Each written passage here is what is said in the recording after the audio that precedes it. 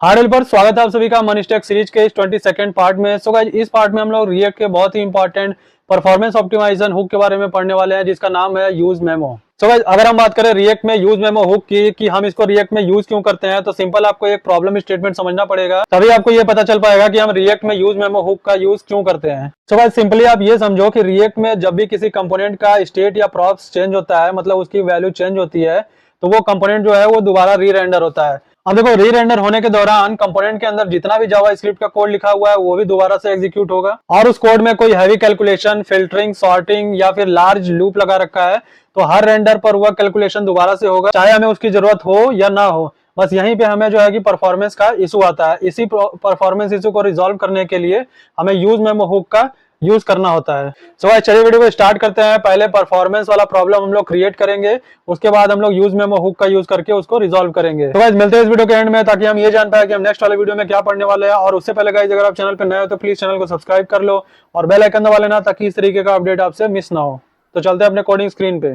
तो गाइस हम यहाँ पे आ चुके हैं अपनी कोडिंग स्क्रीन पे, और सबसे पहले मैं इस प्रोजेक्ट को रन कर लेता हूँ npm run dev कमांड से। तो गाइस इस कमांड को लिख करके जैसे हम एंटर करते हैं, ये हमें एक लोकल सर्वर प्रोवाइड करता है, और इस यूआरएल को गाइस हमें यहाँ से कॉपी कर लेना है और अपने ब्राउजर पे जा करके पेस्ट करना है और एंटर कर देना है। ठीक है, तो गाइस ये जो आप मेरी स्क्रीन पे देख रहे हो ना, रिएक्ट हाई ऑर्डर कंपोनेंट, ये हमने पिछले वाले वीडियो में पढ़ा था, और जिसमें हमने यहाँ पे दो कंपोनेंट बनाए थे, फर्स्ट कंपोनेंट, फर्स्ट काउंटर और सेकेंड काउंटर। ठीक है, और देखो यहाँ पे हमारा जो काउंटर है वो वर्क भी कर रहा है। तो गाइस जो लोग भी मेरे इस वीडियो पे नए हैं वो जा करके मेरा पिछला वाला वीडियो देख करके रिएक्ट का हाई ऑर्डर कंपोनेंट का जो कॉन्सेप्ट है वो सीख सकते हैं। ठीक है, तो गाइस अब इस वीडियो में हम लोग रिएक्ट में यूज मेमो हुक के बारे में पढ़ने वाले हैं। तो चलते हैं अपने कोडिंग स्क्रीन पे, और यहाँ पे एक कंपोनेंट क्रिएट करेंगे, माई यूज मेमो कंपोनेंट डॉट टीएसएक्स। ठीक है, तो गाइस देखो ये जो काम है ना, मैं ऐप डॉट टीएसएक्स में भी कर सकता था, लेकिन क्या है कि मैं शुरू से एक स्ट्रक्चर फॉलो कर रहा हूँ कि हर एक रिएक्ट फीचर के लिए मैं अलग अलग कंपोनेंट बना रहा हूँ, ताकि बार बार हमें कोड को मिटाना, मतलब डिलीट करना या फिर उसमें लिखना जो है कि जरूरत ना पड़े। ठीक है, तो सिंपली मैं हर एक फीचर के लिए बना रहा हूँ, तो इसके लिए यूज मेमो के लिए भी मैंने एक कंपोनेंट बना लिया, माई यूज मेमो कंपोनेंट। ठीक है, तो देखो यहाँ पे function my use memo component, उसके बाद यहाँ पे एक रिटर्न करा देंगे हम लोग JSX। तो देखो अभी हम एक H1 टैग में सिंपली मैं रिटर्न करा दे रहा हूँ यूज मेमो कंपोनेंट। ठीक है, और इस कंपोनेंट को हम लोग एक्सपोर्ट भी करेंगे, तो एक्सपोर्ट डिफॉल्ट और माई यूज मेमो कंपोनेंट। ठीक है, इतना करने के बाद गाइस देखो ये हमारा कंपोनेंट क्रिएट हो चुका है। अब ये जो अननेसेसरी टैब है ना, उसको मैं यहाँ से क्लोज कर देता हूँ। अब देखो हम ऐप डॉट टीएसएक्स में जाएंगे, और ये जो हमारा पुराना सेटअप है ना, जो हमने हाई ऑर्डर कंपोनेंट का किया हुआ है, उसको मैं क्या करता हूँ, अभी यहाँ से कमेंट आउट कर देता हूँ। ठीक है, देखो ये जो काउंटर 1 काउंटर 2 है, इसको मैं एज अ कमेंटेड सेक्शन में रख देता हूँ। और फिर हम लोग क्या करेंगे, देखो इसको कमेंटेड सेक्शन में रख दिया। अब क्या करेंगे, हम लोग इसमें इंपोर्ट करेंगे जो हमने कंपोनेंट बनाया हुआ है। ठीक है, तभी ये हमारा ब्राउजर पे दिखेगा, है ना। तो माई यूज मेमो कंपोनेंट को इंपोर्ट कर लिए। अब यहाँ पे नीचे आकर के इसको हम लोग JSX में रिटर्न भी करवाएंगे। ठीक है, तो देखो इतना करने के बाद देखो यहाँ पे दिख रहा है हमें रिएक्ट हाई ऑर्डर कंपोनेंट, ये हेडिंग भी हमें अभी चेंज करना है। ठीक है, अब देखो यहाँ पे यूज मेमो कंपोनेंट आ रहा है, जो हम उस कंपोनेंट से रिटर्न करवाया। तो यहाँ पे देखो हेडिंग में भी मैं लिख देता हूँ रिएक्ट यूज मेमो और हुक, हुक्स नहीं हुक होगा। ठीक है, तो अब देखो रिएक्ट यूज मेमो हुक और यूज मेमो कंपोनेंट। अब देखो यहाँ पे एक काम करते हैं कि सबसे पहले हम क्या करेंगे, एक काउंटर का प्रोग्राम क्रिएट करेंगे। ठीक है, देखो जो आपको मुझे बताना है ना कि यूज मेमो के बारे में, उसके लिए हम सबसे पहले क्या करेंगे, एक काउंटर क्रिएट करेंगे। और सबसे पहले देखो एक चीज़ मैं आपको ये बता दूं कि जो यूज मेमो होता है वो परफॉर्मेंस को ऑप्टिमाइज करने के लिए काम करता है। ठीक है, और इसका डेफिनेशन मैं आपको ऑलरेडी बता चुका हूँ, है ना। तो अब चलते हैं आगे। तो सिंपली देखो यहाँ पे काउंटर का प्रोग्राम क्रिएट करने के लिए सबसे पहले हम क्या करेंगे, इंपोर्ट करेंगे यूज स्टेट को। ठीक है, फ्रॉम रिएक्ट से, और इस यूज स्टेट को हम क्या करेंगे, नीचे यहाँ पे यूज करने वाले हैं, तो कॉन्स्ट उसके बाद count, set count is equal to use state. ठीक है, अब देखो इसमें मैं जीरो काउंटर को जीरो से इनिशियलाइज भी कर दे रहा हूँ। ठीक, इतना करने के बाद गाइस देखो यहाँ पे मैं इसको हटा करके यूज मेमो एग्जाम्पल लिख दे रहा हूँ, है ना, ताकि हम लोग एग्जाम्पल देखने वाले हैं, तो हम यहाँ पे इसका टेक्स्ट चेंज कर दे रहे हैं। अब देखो गाइस सिंपली हम यहाँ पे एक बटन बनाएंगे जिसका नाम मैं रख दे रहा हूँ इंक्रीज, और इसको मैं एक डिव से रैप कर दूंगा, ताकि ये जो हमारा JSX का प्रॉब्लम है वो हमारा सॉल्व हो जाए। ठीक है, देखो इतना करने के बाद अब हमारा जो रेड रेड एरर दिख रहा था वो नहीं दिख रहा है। अब देखो इस बटन पे हम एक इवेंट लगाएंगे ऑन क्लिक। ऑन क्लिक पे एक हमारा कॉल बैक फंक्शन कॉल होगा, जिसको कि हम एरो फंक्शन भी बोलते हैं, और हम जो सेट काउंट जो फंक्शन है हमारा यूज स्टेट वाला, उसको काउंट प्लस 1 कर देंगे। मतलब कि काउंट में जब भी वो प्लस 1 करेगा तो मतलब प्लस करके इस फंक्शन को रिटर्न करेगा, ठीक है। अब देखो ये जो काउंट की वैल्यू है ना, उसको मैं यहाँ पे h3 टैग में दे रहा हूँ, ताकि जो हमारा यूआई पे वो चीज़ दिख पाए, है ना। तो सिंपली ये हो गया। अब देखो यहाँ पे हमारा काउंटर का प्रोग्राम बन चुका है, तो जब भी हम इंक्रीज कर रहे हैं तो हमारा जो काउंटर है वो इंक्रीज हो रहा है, ठीक है। इतना करने के बाद गाइज हम लोग यहाँ पे एक एक्सपेंसिव फंक्शन बनाएंगे। एक्सपेंसिव फंक्शन मतलब ऐसा फंक्शन जिसको कि कैलकुलेट होने में टाइम लगे, ठीक है। तो यहाँ पे देखो एक्सपेंसिव कैलकुलेशन नाम से मैंने एक यहाँ पे फंक्शन बना दिया। अब इस फंक्शन के अंदर देखो मैं ऐसा क्या लिखने वाला हूँ कि जो इसको कैलकुलेट करने में टाइम लगेगा, है ना। तो सिंपली यहाँ पे देखो let total is equal to 0 एक ले लो वेरिएबल, और यहाँ पे एक फॉर लूप लेता हूँ। आई इज इक्वल टू 0 से इसको इनिशियलाइज करता हूँ, और आई इज लेस देन, अब 1 के बाद देखो कितना जीरो मैं लगा दिया हूँ, मुझे खुद भी नहीं पता, आप लोग गिन लेना, ठीक है। आई प्लस प्लस कर दिया, ठीक है। अब इतना करने के बाद गाइस देखो इसको रिटर्न करा देंगे, और जो टोटल वैल्यू है हमारा, टोटल में प्लस इक्वल टू कर देंगे जो भी आई की वैल्यू आ रहा है, ठीक है। तो ये हमारा एक एक्सपेंसिव फंक्शन एक तरीके से बन गया, ठीक है। अब इसको देखो रिटर्न भी कराना है, तो हम लोग क्या रिटर्न कराने वाले हैं। बेसिकली देखो कॉन्सेप्ट ये है कि जब भी हम ये चाहते हैं कि जब भी हम बटन पे क्लिक करें और काउंटर की वैल्यू जब भी इंक्रीज हो, तो वो क्या करे कि इस फंक्शन को कॉल करे, और इस फंक्शन में जो काउंट की वैल्यू हो वो सेंड करे, और उस जो वैल्यू है काउंटर की, उसमें 2 से इंटू कर करके उसको रिटर्न कर दे, ठीक है। तो देखो ये जो नम नाम से हमने यहाँ पे पैरामीटर लिया है, उसको देखो 2 से इंटू कर रहे हैं, ठीक है। अब देखो क्या करेंगे, इस फंक्शन को हम लोग कॉल करेंगे, ठीक। तो const result is equal to, और ये जो एक्सपेंसिव फंक्शन है इसको हम लोग यहाँ पे एक्सपेंसिव कैलकुलेशन, और यहाँ पे काउंट हमने पास कर दिया, ठीक है। मतलब जब भी काउंट इसके अंदर जाएगा तो वो 2 से इंटू करके ये हमें फंक्शन रिटर्न करेगा। लेकिन उससे पहले इसको ये एक्सपेंसिव कैलकुलेशन जो है कि परफॉर्म करना पड़ेगा, जो हमने फॉर लूप में लगाया है, ठीक है। तो देखो इतना करने के बाद इसका मैं टाइप स्क्रिप्ट हैंडल कर लेता हूँ, क्योंकि ये नम जो है हमारा काउंट जो है वो नंबर टाइप का, ठीक है। इतना करने के बाद गाइस देखो अब ये जो रिजल्ट है वेरिएबल, उसको भी हमें ब्राउजर पे शो कराना पड़ेगा, है ना। तभी तो हमें पता चल पाएगा ना कि वो रिटर्न रिजल्ट में क्या दे रहा है, ठीक। रिटर्न जो है ना, इसको यहाँ से रिटर्न हटा देंगे, क्योंकि वो एक बार ही फॉर लूप चला रहा है और उसके बाद रिटर्न कर दे रहा है।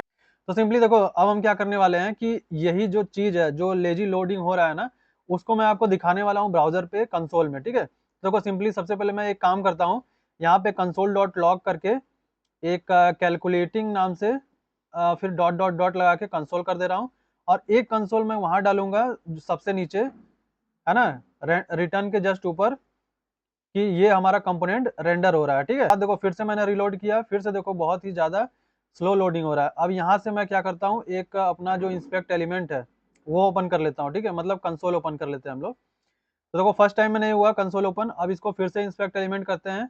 अब यहाँ पे देखो हमारा ओपन हो गया है, और कंसोल में आप देख रहे होगे कि कैलकुलेटिंग करके कुछ आ रहा है, ठीक है। अब देखो जैसे मैं इंक्रीज बटन पे क्लिक करूंगा ना, देखो यहाँ पे कैलकुलेटिंग हो रहा है ना। लेकिन अभी भी वो जो आपका जो मैंने दूसरा कंसोल कराया है कंपोनेंट रेंडर, वो नहीं आया, क्योंकि हमारा बीच में एक्सपेंसिव फंक्शन है।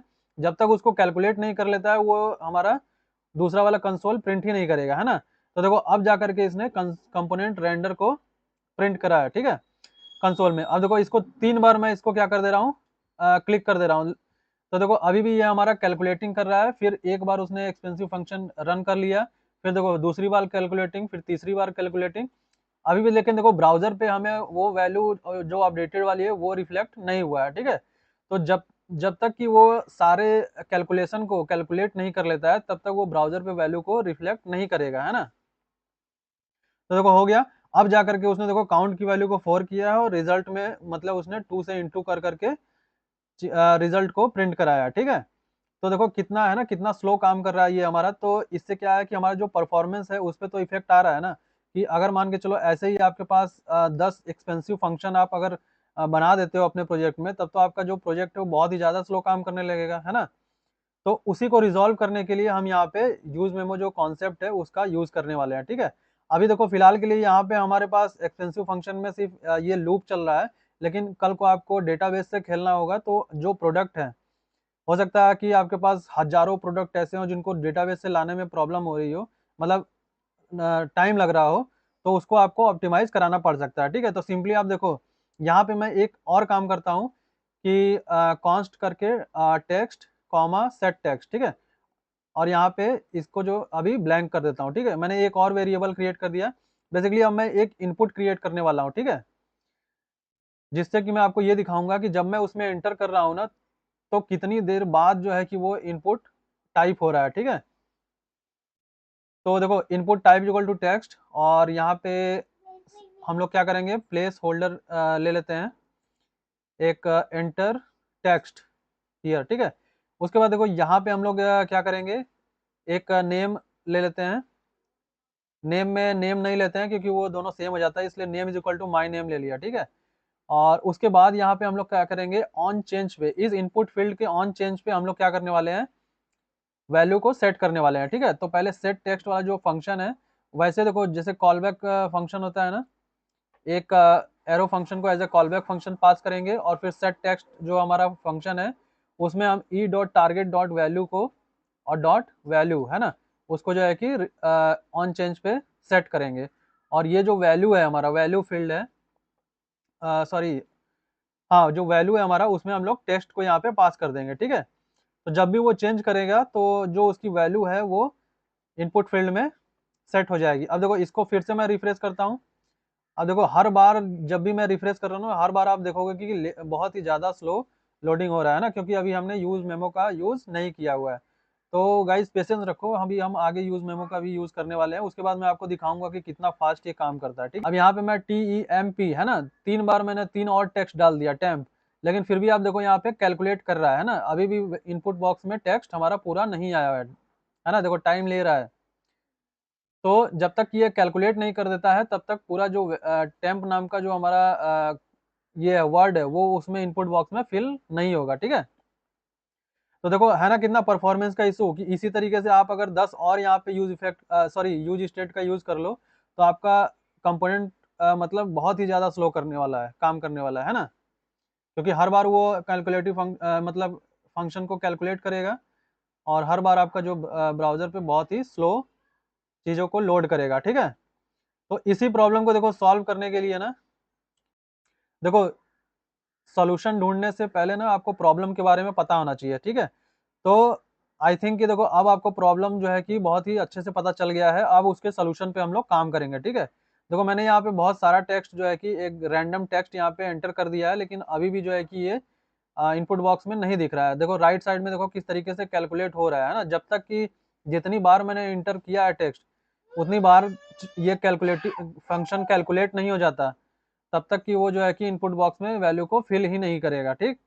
तो देखो ये तो आपने प्रॉब्लम तो देख लिया, ठीक है। अब इस प्रॉब्लम को सॉल्व करने के लिए हम लोग यूज मेमो का यूज करने वाले हैं, ठीक है। तो यहाँ पे देखो import use memo from react, ठीक है। इतना करने के बाद गाइस देखो अब हम क्या करते हैं कि यूज मेमो का किस तरीके से यूज करते हैं वो चीज़ मैं आपको दिखाता हूँ। देखो पहले एक कॉन्स्ट वेरिएबल लेंगे रिजल्ट नाम से, ठीक है। एक ऑलरेडी रिजल्ट नाम का है, लेकिन मैं उसको हटा दूंगा बाद में, अभी फिलहाल के लिए इसको देखते हैं, ठीक है। देखो यूज मेमो इस तरीके से कैमल केस में जो हमारा जो हुक है इस तरीके से लिखा जाता है, जैसे और भी हुक होते हैं ना, जैसे यूज इफेक्ट यूज स्टेट, उसी तरीके से यूज मेमो भी हमारे कैमल केस में ही लिखा जाता है। और ये भी हमारा 2 पैरामीटर लेता है, पहला जो है वो कॉलबैक फंक्शन, जिसको कि हम लोग एज एरो फंक्शन पास कर दिया। और यहाँ पे देखो मैं आपको एक और चीज दिखाता हूँ कि यहाँ पे देखो एरर क्या दे रहा है, एक्सपेक्ट 2 आर्ग्यूमेंट बट गॉट 1, ठीक है। तो यहाँ पे ये भी क्या करता है, 2 आर्ग्यूमेंट को गेट करता है। तो यहाँ पे देखो एक हमने यहाँ पे डिपेंडेंसी पैरामीटर दे दिया ब्लैंक एरे, है ना। और ब्लैंक एरे देने के बाद फिर यहाँ पे देखो ये जो हमने एक्सपेंसिव फंक्शन यहाँ पे कॉल कर रहे हैं, पूरे उसमें कंपोनेंट में उसको हम उठा करके सिर्फ यूज मेमो हुक में डाल देंगे, ठीक है। अब ये रिजल्ट वेरिएबल को यहाँ से हटा देते हैं, और ये देखो रिटर्न की स्पेलिंग गलत है, RETU, TN नहीं, इसको हम लोग RN कर देते हैं, ठीक है। तो देखो इतना करने के बाद अब हम क्या करेंगे, ये जो काउंट है, काउंट को हम लोग एज अ डिपेंडेंसी एरे जो है कि पास कर देंगे। मतलब हम ये कहना चाह रहे हैं कि जब भी काउंट की वैल्यू इंक्रीज हो तभी जो है कि ये फंक्शन को री रेंडर करे, मतलब इस कंपोनेंट को री रेंडर करे, वरना वो ना करे, है ना। तो अब देखो ये जो काउंट की वैल्यू है इसको हमने यहाँ पे पास कर दिया, और उसके बाद देखो फिर हम ब्राउजर पे जाते हैं और इसको देखो रिफ्रेश करते हैं, ठीक है। तो अभी देखो कितना जल्दी ये रिफ्रेश हो रहा है, आपको दिखेगा, है ना। अब यहाँ पे जो ये ब्राउजर, ये कंसोल है, मैं इसको क्या करता हूँ, ब्लैंक कर देता हूँ। अब देखो यहाँ पे जैसे ही मैं टेक्स्ट एंटर करता हूँ ना, देखो कितना फास्ट मैंने जितना दिया था TEST 4 टेक्स्ट मैंने एंटर किया था, और देखो सारा जो है कि हमारा एक ही साथ यहाँ पे इनपुट में फिल्ड हो गया।